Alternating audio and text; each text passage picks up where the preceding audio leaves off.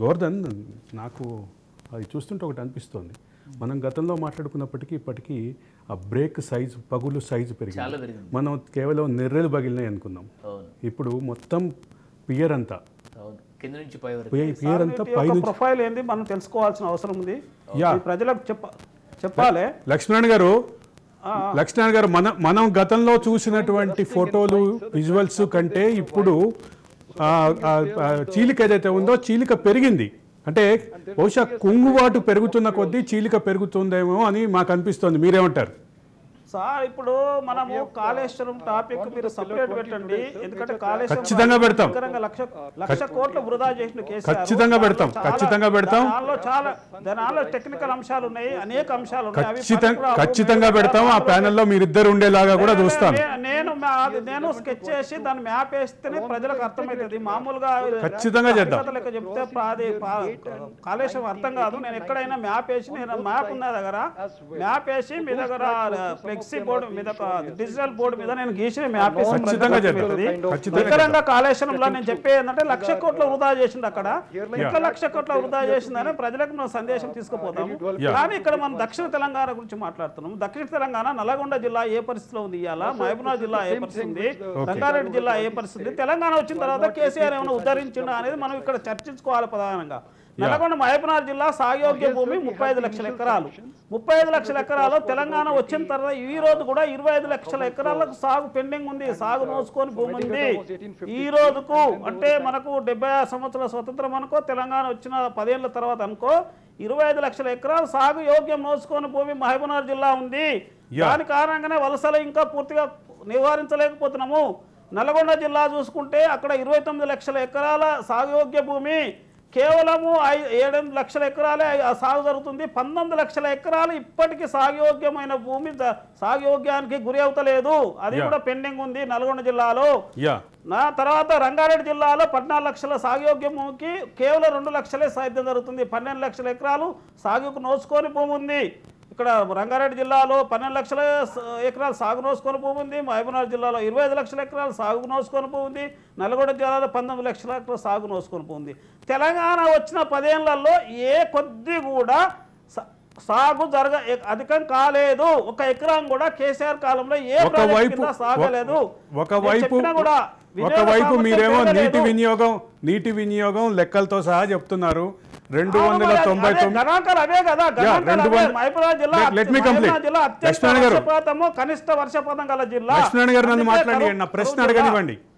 లక్ష్మణ్ గారు, 299 ఏదైతే నికర జలాల్లో మన వాటా ఉందో 299లో అదే పూర్తిగా వాడుకోలే పరిస్థితి మనకుంటే, ఆంధ్రప్రదేశ్ తమకు కేటాయించిన దానికంటే నికర జలాలతో పాటు మిగులు జలాలను కూడా వాడుకుందనేది వాస్తవం. 512కి బదులు 647 వాడారు. ఇక్కడ 280 దాటలేము మనము. అన్ని జలాలు అన్ని కలుపుకొని 280 దాటలేము మనం. ఇక్కడ ఈ పరిస్థితుల్లో కేసీఆర్ తెలంగాణ హక్కులకి మొత్తానికి తానే హక్కుదారు అంటున్నాడు, తానే పూర్తిగా పోరాటదారుడు, తానే రక్షణకర్త అంటున్నారు. దానికి అదే ఇప్పుడు కేసీఆర్ దొంగ మాటలు ప్రజలు నమ్మొద్దు. ఎట్లా దొంగ మాటలు అంటే, నువ్వు 10 ఏళ్లలో దక్షిణ తెలంగాణ వినియోగ సామర్థ్యమైన పెంచినవా? ఒక 50 టీఎంసీలు పెంచినవా? నికర జలాలు 300 టీఎంసీలు, 299 అంటే 300 అనుకో. 300 టీఎంసీల నుంచి ఒక 400 టీఎంసీలు నేను నికర వినియోగ సామర్థ్యం పెంచినావు అంటే నేను మెచ్చుకునే వాళ్ళం. ఒక 50 టీఎంసీలు పెంచినా కూడా నిన్ను మెచ్చుకునే వాళ్ళము. 350 టీఎంసీలు మనం వినియోగ సామర్థ్యం ఉన్నా అంటే మెచ్చుకునే వాళ్ళం. తెలంగాణ రాకముందు 50 ఏళ్ళ వరకు గణాంకాలు ఏమున్నాయో, తెలంగాణ వచ్చిన తర్వాత వినియోగ సామర్థ్యం తగ్గింది. తెలంగాణ వచ్చిన తర్వాత వినియోగ సామర్థ్యం తగ్గుతుందా? ఎక్కడ సిగ్గుచరం ఉండాలి కేసీఆర్ యొక్క ఉపన్యాసాలకు. ప్రజలను తప్పుదారి పట్టిస్తుండు. నీ వినియోగం సామర్థ్యం 10 ఏళ్ల తెలంగాణ కాలంలో వినియోగ సామర్థ్యం పెంచినట్టుంటే నేను మెచ్చుకునే వాళ్ళము. వినియోగ సామర్థ్యం తగ్గిపోయింది తెలంగాణ వచ్చిన తర్వాత. వివక్షత పెరిగింది తెలంగాణ వచ్చిన తర్వాత. నువ్వు జగన్మోహన్ రెడ్డికి మొత్తం పోతిరెడ్డిపాడు 44,000 క్యూసెక్స్ నుంచి 80 టీఎంసీలు విస్తరించడానికి ఎన్టీ రామారావు 4 గేట్లు పెడితే పోతిరెడ్డిపాడు కూడా వైఎస్ రాజశేఖర రెడ్డి 10 గేట్లు పెట్టిండు. మళ్ళీ ఒక 10 గేట్లు జగన్మోహన్ 10 గేట్లు అదనంగా చేయడానికి నువ్వు సహకరించినవు. తర్వాత Sangameshwara lift irrigation, Rayalaseema lift irrigation, మళ్ళీ 3 టీఎంసీలు అది ఏర్పాటు చేయడానికి నువ్వు సహకరించినావు. నువ్వు రోజా రొయ్యల పులుసు పెడితే రాయలసీమ పోయి సస్యశ్యామలం చేస్తావు. అదే నెలలో అసెంబ్లీలో తీర్మానం పెట్టిండు 2019లో నువ్వు ఆ తీర్మానం పెట్టిండు పోతిరెడ్డిపాడు విస్తరిస్తాము 80,000 క్యూసెక్లకు 44,000 నుంచి రాయలసీమ మళ్ళీ టేకప్ చేస్తామని అసెంబ్లీలో తీర్మానం పెడితే జనవరి 13వ తారీఖు నాడు వస్తే నువ్వు ఆయనకు ప్రభుత్వాన్ని పిలిపించి నువ్వు షాలో కప్పినవు. తర్వాత అది సంగమేశ్వర లిఫ్ట్ ఇరిగేషన్ టెండర్ పిలిచినప్పుడు మెగా ఇంజనీరింగ్ వచ్చే విధంగా నువ్వు అఫెక్స్ కమిటీకి మీటింగ్ అటెండ్ కాలేదు. అక్కడ నువ్వు కంచీపురం పోయి రోజా రొయ్యల పులుసు పెడితే రాయలసీమ ఒక ముఖ్యమంత్రి ఉండి తెలంగాణ ముఖ్యమంత్రి ఒక రాష్ట్ర ప్రయోజనాలు కాపాడే ఉంటుంది, నువ్వు ఇతర రాష్ట్రాలకు పోయి రాయలసీమ ప్రయోజనాలు కాపాడుతావు అంటే నీకు సిగ్గు శరం ఉండాలా అంటారా? ఏ ముఖ్యమైన ఇతర రాష్ట్రానికి పోయినా తన రాష్ట్రం యొక్క ప్రయోజనం తాకట్టు పెడతారా? అదేవిధంగా నువ్వు మహారాష్ట్రకు నాందేళ్ల మీటింగ్ పెట్టేసి శ్రీరామ్ సాగర్ నీళ్లు తోడుకో అని అక్కడ చెప్పినావు. అంటే నువ్వు మహారాష్ట్రను నీళ్లు తోడుకోమన్నావు. ఒక ముఖ్యమంత్రివేనా నీవు? ఒక రాష్ట్ర ప్రయోజనం తాకట్టు పెట్టి ఇంకో రాష్ట్రం యొక్క నీళ్లు తోడుకోమంటావు. బాబ్లీ ద్వారా మనకు ఇప్పటికే తెలంగాణకు అన్యాయం జరుగుతుంది.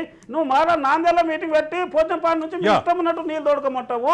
నువ్వు నగరి పోయి రోజా దావత్ చేయగానే రొయ్యల పులుసు పెట్టగానే రాయలసీమ లక్ష్మణ్ గారు మళ్ళీ వస్తాం మీ దగ్గరికి. ఈ కారణంగా తెలంగాణ వచ్చిన తర్వాత జల వివక్షత పెరిగింది 10 ఏళ్లలో.